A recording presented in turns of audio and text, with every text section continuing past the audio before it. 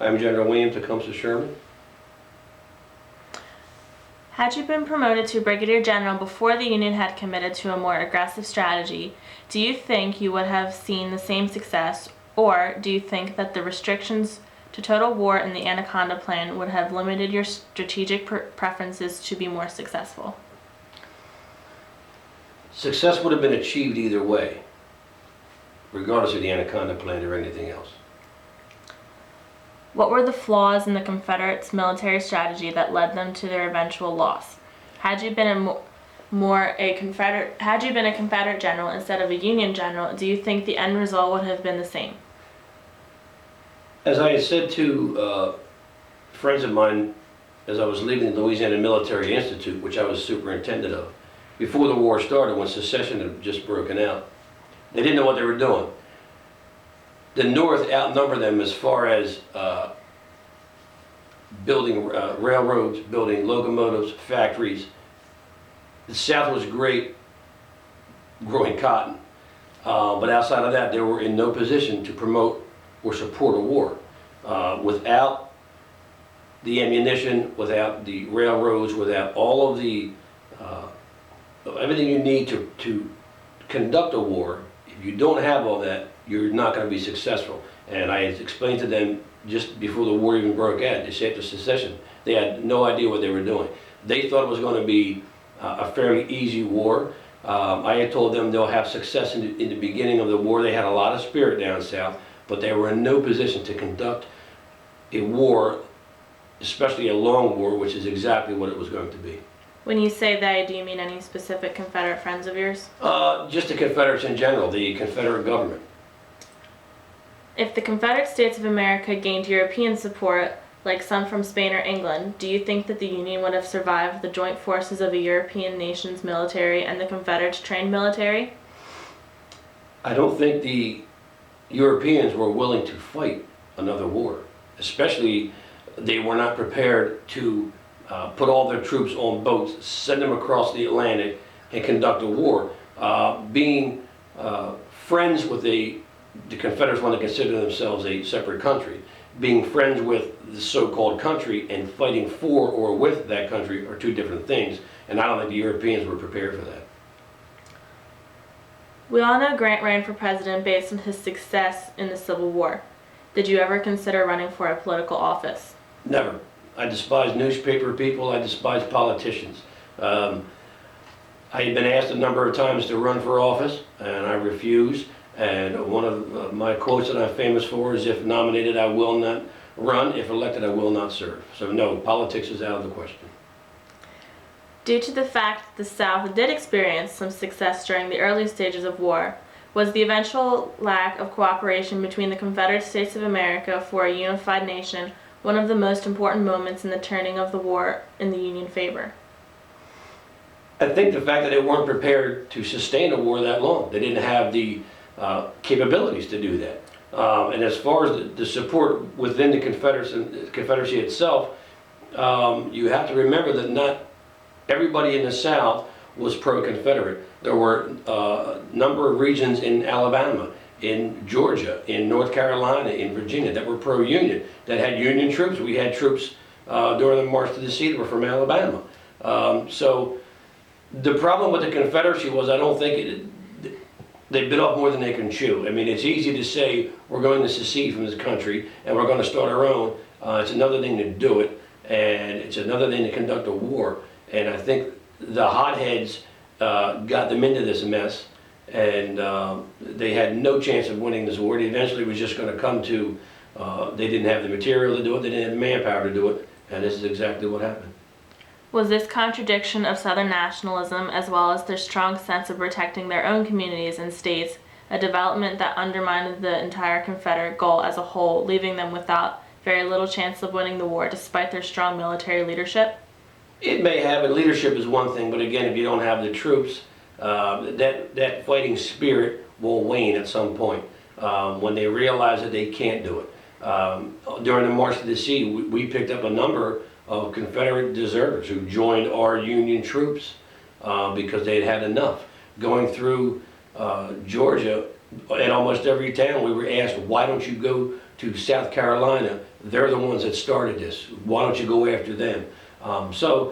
It wasn't this nationalism that everyone thinks, that the Southerners had for the Confederacy is a fallacy. It wasn't there. I mean, there was some, but for the most part, they were in no position to conduct a war.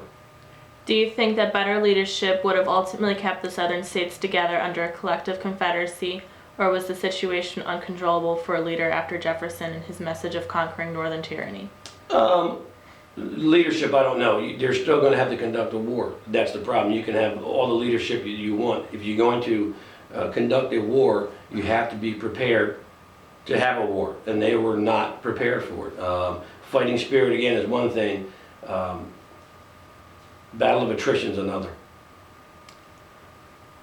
What was it that convinced you that in order to defeat the South, it was necessary to destroy their materials of warfare and their will to wage a war? Again, if you cannot sustain a war, if you do not have the weapons, if you can't supply the manpower, if you can't supply the railroads, the ammunition, the supplies that you need on a daily basis, you can't conduct a war. By destroying that in the Confederacy, by taking away that capability to conduct a war, there's no way that they can keep going. And this is exactly what happened by going after their infrastructure. If we cut out their railroads, they cannot move troops, they cannot move supplies. They're going to be stuck in the mud. There's nowhere for them to go. There's no way to get supplies there. So that was, if they have no factories to build these things, they were very limited to begin with. Making ammunition, making guns. A lot of them were imported from Europe, but when the blockades were up and nothing was coming in, they had to sustain themselves, and they just couldn't do it. Was the burning of Atlanta planned, or did that happen spontaneously? The burning of Atlanta was actually General John Bell Hood, who, as they were leaving, General Johnston was in charge of the Army of Tennessee. While in Atlanta, Davis sacked Johnson and put Hood in charge. Now Hood's an aggressive fighter. Johnson's more tactical than what Hood is.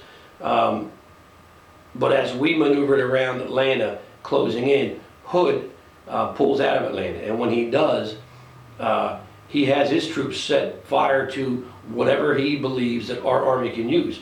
He's doing the same thing to our army that we're going to do to him. By destroying the supplies that we need, he feels is going to slow us down. They started fires in Atlanta. When we got into Atlanta, the fires were already blazing. I had even ordered some troops to go put the fires out, but they were just too massive, so we just let it go. I didn't want to see this kind of destruction, but I was not going to lose any sleep over it either. Do you think your plan to divide the plantations of the South and distribute the land to the free man will actually happen? That's up to Congress. I have no say over that. When we got into Savannah, Secretary of War had come down to Savannah. We had a meeting because there were some rumblings that I wasn't doing enough for the slaves. So what I decided to do was, after we took Savannah, we were going to divide the land up into parcels, and we'll give 40 acres and a mule to the black people, to the slaves, knowing that I have no power to do this. And that this was something that had to come from Congress, and it wasn't going to go through Congress anyway. But all that came about with Stanton coming down, accusing me of not doing enough for the slaves, when in fact he had gotten about 10 or so of the black leaders together. Most of them were clergymen, and had a big discussion as to whether or not I was doing enough for the blacks. They were very satisfied with what was going on. So as to that I wasn't doing enough, that's just a matter of opinion. I didn't believe it was my job to free anybody. We were not there to free the slaves. We were there to win a war. What was your personal opinion on black suffrage? I was not against slavery. I was not for slavery. I did not believe that these people should be treated the way that some of them were, not all of them, but some. I did not believe that they should be brought into our army to fight. We did employ them during the march. We had thousands of them that joined.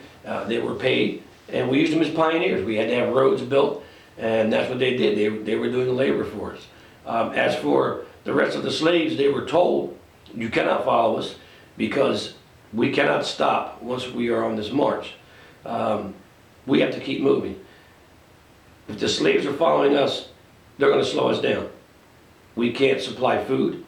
We can't supply medicines to them. A lot of them were sick. So they were basically told the men who were able could come with us as laborers, but the rest could not come with us. If they chose to follow us, there's nothing I can do about that. But we were not going to take care of them. We just couldn't do it. What are your plans personally now that the war is over? To stay in the military. I've always been a military man. I've loved the military my whole life. Where it leads, I have no idea, but to be in the military in some capacity. Could you briefly explain some of your life before the war? Probably not much to explain. Before the war, I was a lawyer for a bit. Tried my hand in banking. But again, I was more, military was my life. I tried the private life, civilian life. It wasn't to my liking. Although my wife and family wanted me to pursue that, they did not like the military. I did enjoy the military, and that's where I wanted to be. Some people say that your friendship with Grant is the friendship that won the war. Do you think this is true? I think we trusted each other, which has a lot to do with winning a war.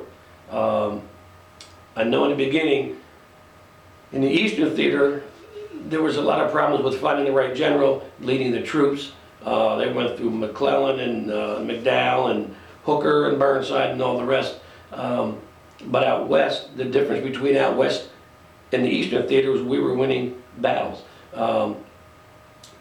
General Grant was winning battles, and our friendship grew as the years went on throughout the entire war. And I guess to some extent, our friendship helped us win the war because we trusted each other. There was even at some point early on in the war when I outranked him, I had sent troops to him and told him if he wanted me to show up, I would come there personally and not make an issue of rank. He would still be in charge even though I outranked him. You wouldn't find that in a lot of other generals, but that's how I was. That's how Grant was. Our friendship, I believe, went a long way in helping us win the war. Earlier you said that the Confederates had started the fires in Atlanta, but throughout history your character has been one that is controversial for starting those fires. Why do you believe that is? I guess they need a scapegoat because of a lost cause that was bad from the begin with. They wanted somebody to blame it on. Now after the war I was quite popular down south. They would have lavish parties, and I was a Grand Marshal of the Mardi Gras parade one year. Even a lot of the politicians down south thanked me for what we did, for bringing into the war, which is exactly what our goal was. But my reputation is come about well after the war, not during the war. It was well after the war. And I don't really worry about what people say. I can't do anything about that. But if they research the facts, they'll find out that a lot of what they hear isn't the truth. And if they do their research, like take the burning of Atlanta, I get blamed for the burning of Atlanta, and it was not my fault at all. But I don't. What people think, my reputation does not worry me. Thank you for your time, General Sherman.